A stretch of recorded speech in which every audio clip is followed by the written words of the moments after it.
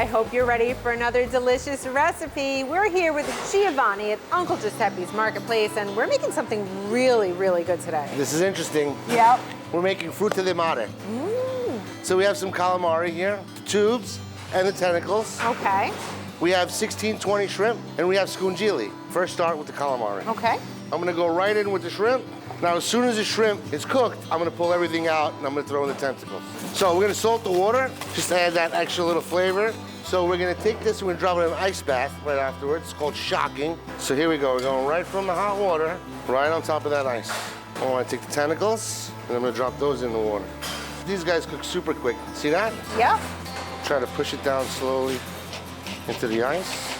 Okay, now we're gonna build the goods. The goods. Okay? First, we're gonna start with olive oil. Garlic, red onion, a lot of parsley, red pepper, celery. I don't want all this celery, it's too much. Castelvetrano olives. First, I'm gonna put the lemon in. I'm gonna mix it all around. Salt and pepper. Okay. I'm gonna add about half of this scungilli in. Look at that, nice and cold. Look at that. That's going right in. Watch it all come together, look. See all those colors? Love it. That's Fruitta Di Mare. That looks so good. You need to try this. So head to our website, news12.com. The recipe will be there. Let's dig in, because I need to eat this. Let's go for it. Thanks, Giovanni. Let's come shrimp.